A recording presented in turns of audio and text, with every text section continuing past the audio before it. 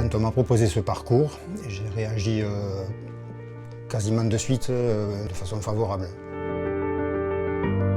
Dans la procédure classique, on est hospitalisé à peu près 2 semaines, peu à 2 jours près, alors que dans la procédure semi-ambulatoire, on vient en hôpital de jour à 2 reprises, puis on est hospitalisé 1 semaine environ. Ça réduit de moitié la procédure.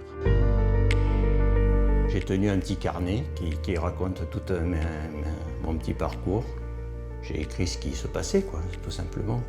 Je pense que ça m'a aidé d'écrire tout ça.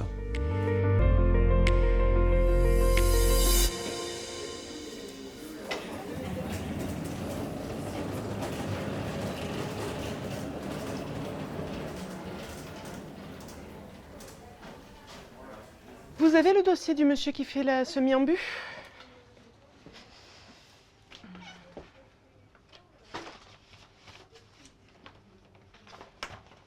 Merci. Quelle chambre? 229, juste en face.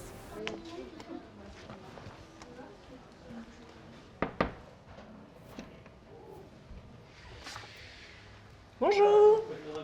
Ça va?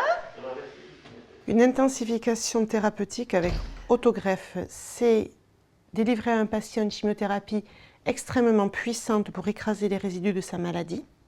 Et afin qu'il ne se retrouve pas avec des globules rouges, des globules blancs, des plaquettes très bas pendant des mois, on va lui rendre sa propre moelle osseuse qu'on a précédemment collectée et conservée dans des cuves d'azote.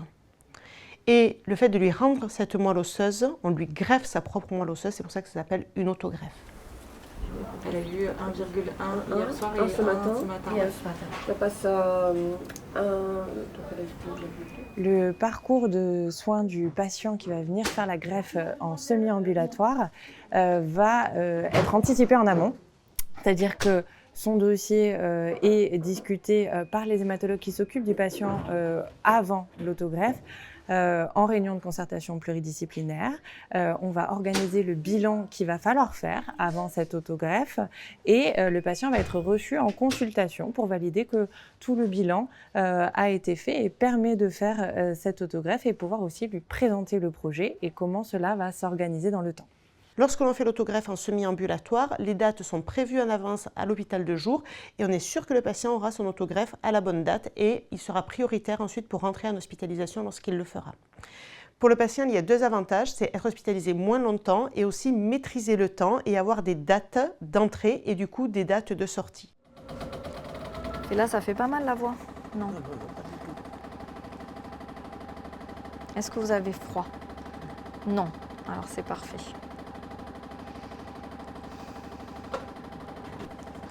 La couverture, on la supporte quand on est allongé. Ouais. C'est rien, ça fait du bruit, mais c'est rien. Donc là, vous êtes au centre de soins de l'EFS Occitanie, qui se situe sur le bâtiment de l'Oncopole. Et donc ici, on fait des prélèvements de cellules, et c'est pour ça que vous voyez les machines qui sont derrière moi. Ce sont des prélèvements où les patients sont prélevés, en fait ils sont reliés à la machine par les 2 bras. D'un côté on va prendre leur sang et de l'autre côté on le leur rend. Et on fait des allers-retours entre le patient et la machine pendant 4 heures environ. Ça permet de prélever les cellules dont on a besoin, soit pour les autogreffes, soit pour d'autres types de greffes.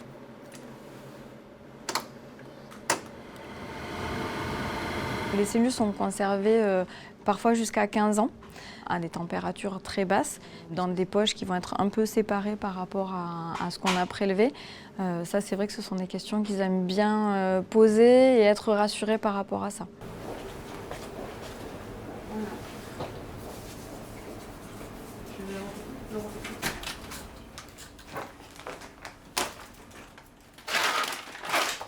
La procédure semi-ambulatoire fait que le patient a sa chimiothérapie pré-autogreffe et la réinjection des cellules sur des journées d'hôpital de jour.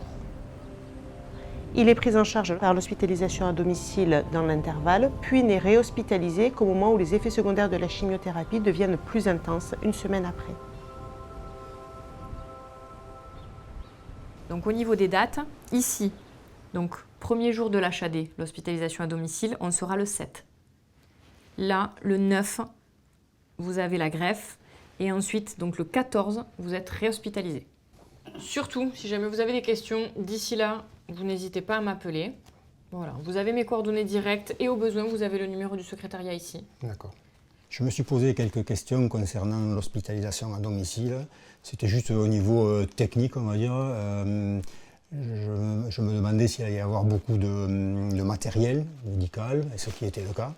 Je me suis senti vraiment totalement en sécurité, oui, de par la présence de ma compagne. D'abord, évidemment, la nuit, c'était elle qui, s'il y avait un souci, donc, qui me réconfortait. Et surtout, je pouvais, même avec mon pied à perfusion, faire le tour de la maison, aller voir mes petits poissons dans le bassin, respirer, on va dire, voir un peu l'extérieur, le ciel. Dans le cadre d'une prise en charge d'un patient en autogreffe, il y a un gros travail qui est fait en amont de sélection du patient, à la fois sur ses capacités à intégrer ce parcours, à la fois médical, mais aussi sur l'environnement psychosocial du patient. L'HAD a un rôle en fait assez, j'ai envie de dire, simple de surveillance clinique. Et dès qu'on a un souci, on a un lien direct, soit avec les infirmières de coordination sur ces parcours complexes, soit direct avec nos confrères. Et donc on peut réagir et demander un avis, voire, bon, c'est jamais arrivé, mais réhospitaliser si nécessaire. Voilà. Ce sont des patients pour lesquels globalement la semaine se passe bien. Le patient a besoin d'être rassuré sur le fait qu'il peut téléphoner à n'importe quel moment, aussi bien à l'HD qu'à l'oncopole s'il a besoin d'informations ou d'une petite inquiétude.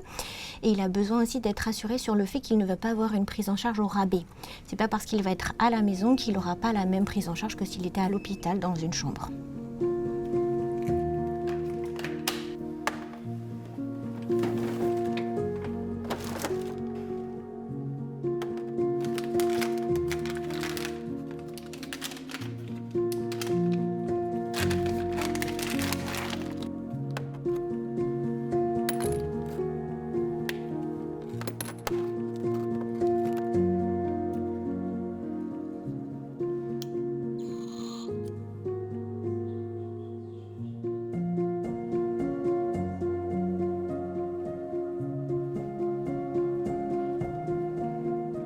La mise en place de l'HAD sur ces parcours, elle est très en amont de l'hospitalisation.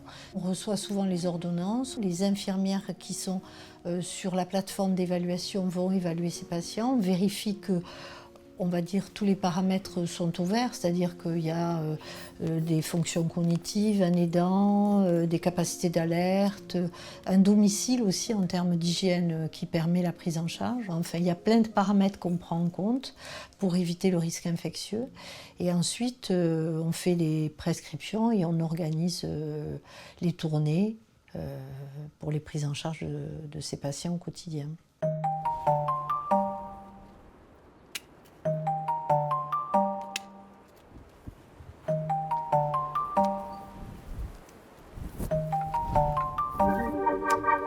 Le parcours à domicile, je ne savais pas trop en quoi ça consistait. Mais bon, c'était pas trop astreignant parce que le matin, l'infirmière passait, elle nous débranchait, et la journée, on vit une existence à peu près normale.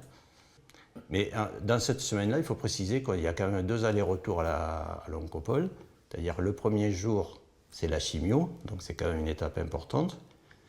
Et 2 jours après, on nous réinjecte les cellules. Donc c'est pareil, il faut retourner à l'oncopole.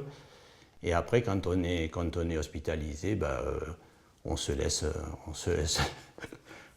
porter, quoi. Les informations essentielles qu'on aura besoin de communiquer aux patients, ça va être vraiment le déroulé du parcours, avec les différentes dates, ses venues à l'oncopole, les dates aussi de la prise en charge de son équipe avec l'HAD, et aussi de lui expliquer finalement toutes les différentes étapes entre la chimiothérapie, la réinjection des cellules pour la greffe, et une fois qu'il sera hospitalisé avec nous, qu'est-ce qui peut se passer pour lui en termes de durée et pas forcément d'effets indésirables, mais en tout cas d'effets attendus suite à la réinjection des cellules. 36,4, parce que là on va reprendre la tension toutes les 5 minutes. Normalement vous n'allez rien sentir pendant l'injection de la greffe. Hein. Ça peut être un petit peu froid. C'est la chose que j'ai.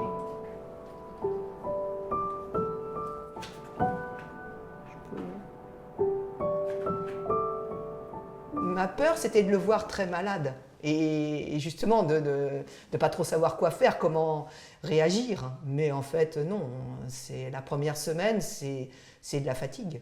C'est plus impressionnant la deuxième semaine, on va dire. Hein, là, mais c'est pareil, on nous donne chaque étape, on nous explique bien, là demain il aura peut-être ça, il sera encore fatigué, là ça va commencer à s'améliorer. Et le fait de savoir, ben, on passe les jours les uns après les autres et à la fin, ben, ça va mieux assez vite, je dirais. Les aidants dans la prise en charge en HAD, c'est un rôle essentiel. Pas d'aidants, pas d'HAD. C'est vraiment un pilier de la prise en charge, à la fois sur le plan affectif, soutien bien sûr, mais aussi matériel, et aussi qui sert un peu, qui protège le patient, hein, des visites extérieures, qui organise les choses. Voilà, moi souvent j'admire beaucoup les aidants, je leur dis, parce que c'est vraiment pas facile ce qu'on leur demande. Alors aujourd'hui je me sens très bien. J'ai très bien récupéré de mon passage en autogreffe puis l'hospitalisation, malgré une aplasie très difficile, on va dire. Et voilà, mon corps a bien réagi, même mieux que prévu. L'avantage que j'ai eu, c'est que j'ai bénéficié d'une préparation physique avant l'autogreffe, et j'ai senti que c'était très efficace. Et donc à la suite de mon hospitalisation, à la sortie de mon hospitalisation en chambre stérile, au lieu d'avoir au minimum 2 mois de récupération, en 15 jours j'étais rétabli quasiment complètement. Le parcours autogreffe en semi-ambulatoire a été initié en 2020 à l'Oncopole de Toulouse. Globalement, on en tire une grande satisfaction des patients. Une grande satisfaction des personnels de santé parce que les patients sont traités à la bonne date, ce qui est bien pour leur maladie et pour leur parcours de soins. Je ne me rappelle pas d'avoir eu des problématiques importantes parce qu'on a été extrêmement prudents sur la sélection des patients et nous continuons à l'être. Finalement, beaucoup de satisfaction. On espère que ce parcours va continuer et pouvoir toucher de plus en plus de patients.